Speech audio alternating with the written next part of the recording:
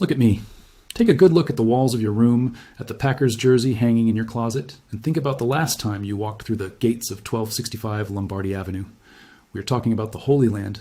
We are talking about the one place in professional sports that feels like it belongs to the people, not to some billionaire's ego or a telecommunications giant's marketing budget. But right now, as I sit here, I'm shaken. I am genuinely worried about the soul of this franchise.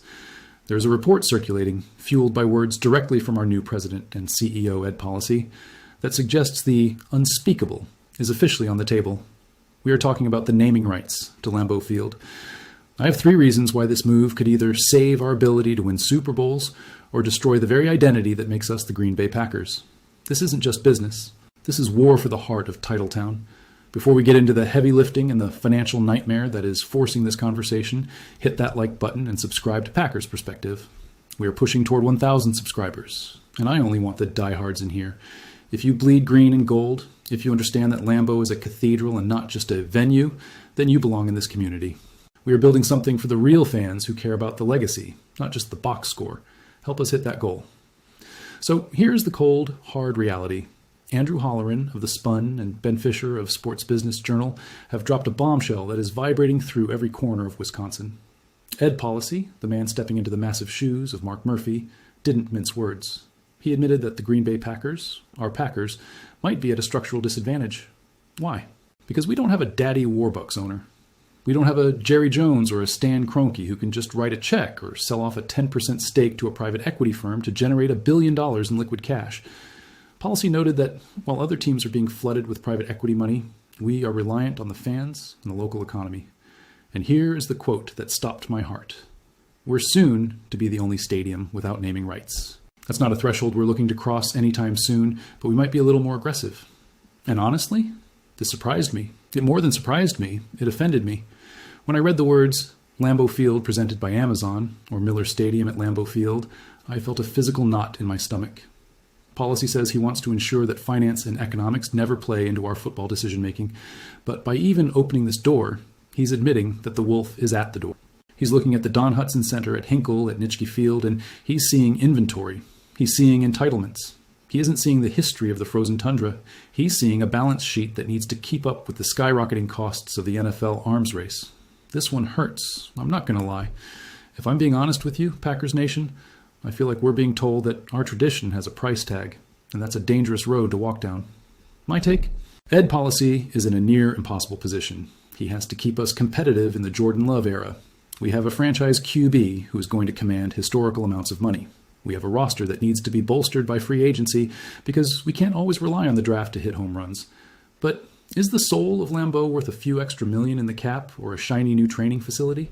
Do I trust Gutekunst and Policy to handle this with the grace it deserves?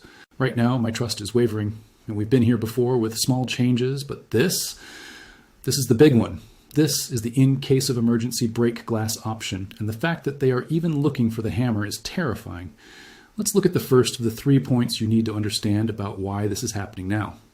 Point number 1, the private equity threat. In 2024 and 2025, the NFL changed the rules to allow private equity firms to buy stakes in teams. This was a game changer for everyone except us. When the Chicago Bears or the Detroit Lions need a massive influx of cash to build a new stadium or sign a massive bonus, their owners can sell a tiny sliver of the team to a billionaire fund and get instant liquidity. The Packers can't do that. We are a nonprofit, community-owned team. Our stock sales are essentially donations for stadium upgrades. We are playing a game of poker where everyone else has a hidden stash of chips under the table, and we are playing with exactly what's in our pocket. Policy is scared that if we don't find a way to generate owner-style revenue, we won't be able to provide the resources needed for Jordan Love to have a championship-caliber infrastructure around him for the next decade. And here is where it gets dangerous for Green Bay. If we fall behind in the arms race of facilities, analytics, and coaching salaries, things that don't fall under the hard player salary cap, we become a second-tier destination. But the part nobody is saying out loud is this: Lambeau Field is our greatest recruiting tool. Free agents come here because of the ghosts. They come here because of the aura. You slap a corporate logo on that stadium, and suddenly it's just another cold place to play in December. You lose the magic. Point number 2, the entitlement inventory. Slippery slope. Policy mentioned that they might start with the training facilities. Imagine the Don Hutson Center being renamed the Ford Performance Center, or Nitschke Field becoming Verizon Turf. To a corporate executive, that's just smart business. To a fan who grew up hearing stories about Ray Nitschke's toughness or Don Hudson's revolution of the passing game, it's sacrilege. It starts with the practice field, then it moves to the gates, then the tunnels, and before you know it, the Lambeau name is just a footnote on a Google map. We are the last remaining unnamed venue that matters. Soldier Field is iconic, but the Bears are looking to move to a dome in the suburbs. If we cave, the NFL's link to its past is officially severed. Point number 3, the Jordan Love window. This is the catalyst for everything. We are in a championship window. Jordan Love is the real deal. Brian Gutekunst has built a roster that is young, fast, and hungry. But staying at the top is more expensive than getting there. If we want to keep this window open for 10 or 15 years, we need money that the current revenue streams might not be providing at the pace of the rest of the league. Policy told Fisher that if we find ourselves falling behind, it's going to be really hard to catch up. That's a man who is looking at the projected revenue of the Dallas Cowboys and the New York Giants and realizing that the Packers way is under siege by the sheer volume of cash in the modern NFL. If you're finding this useful, drop a like. It tells the algorithm that Packers fans want real content, not hot takes. We're talking about the future of the franchise here, and your support helps keep this channel independent so I can say exactly what I think about these suits in the front office. Let's look at the 3 scenarios we are facing here. The first is the conservative scenario. Policy is just testing the waters. He mentions it in an interview to see how the fans react. And spoiler alert, we are reacting with fire. In this scenario, they only sell naming rights to the Titletown district, or maybe a specific gate at the stadium. They keep the Lambeau Field name sacred, but monetize every square inch around it. I can live with that. I don't care if the sledding hill is sponsored by a local insurance company if it keeps the name of the stadium pure. Then there's the aggressive scenario. They sell the naming rights to the training facilities and the campus, and they added a presented by tag to Lambeau. Lambeau Field, presented by brand. This is the corporate compromise. It's what most European soccer teams do. It's a way to get the check without technically removing the name. But let's be real, it's the first step toward the end. Once you allow a presenter, that presenter eventually wants their name first. Finally, there's the franchise-altering scenario, the full rebrand. The brand center at Lambeau Field. This is the one that kills me. This is the one that changes the identity of the team forever. If this happens, the Packers are no longer the small-town team that could. We become just another corporate entity in a league that is increasingly losing its soul. I'm telling you right now, Lambeau Field is about to feel the pressure of the modern world in a way it never has before. What does this do to the locker room? Players care about winning. If Jordan Love is told, hey, we can afford to bring in a Tier 1 wide receiver because we just signed a $500 million naming rights deal, he might say, where do I sign? But the culture of the Packers is built on that history. When a rookie walks into that stadium, they feel the weight of Lombardi. They feel the history of Starr and Favre and Rodgers. If they walk into Mountain Dew Stadium, that weight feels a lot lighter. It feels like a job, not a calling. And in Green Bay, being a Packer has always been a calling. And don't think the NFC North isn't watching.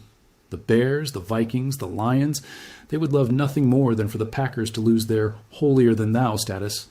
They want us to be just like them. They want us to be corporate.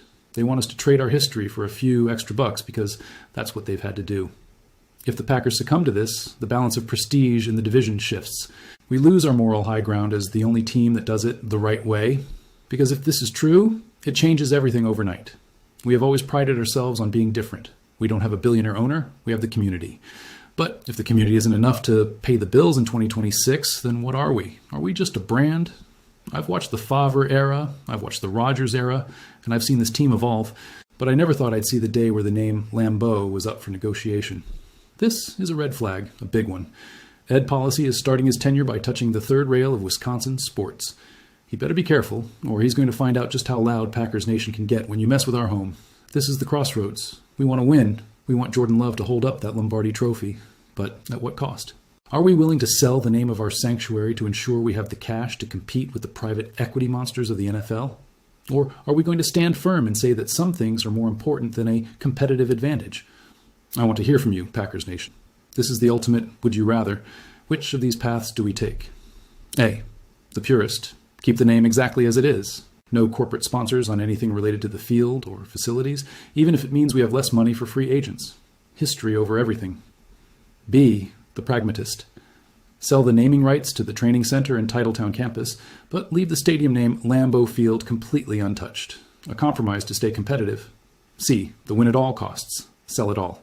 Stadium name, practice fields, everything. Give Jordan Love and Gutekunst every single dollar possible to win another Super Bowl. The name on the stadium doesn't matter if there are trophies in the lobby. Drop your letter A, B, or C in the comments. I'm reading every single one of them because this hits home. This is John. Packers Nation, let's go. Would you like me to draft a follow-up script focusing on the potential financial impact of a naming rights deal on the Packers' salary cap flexibility?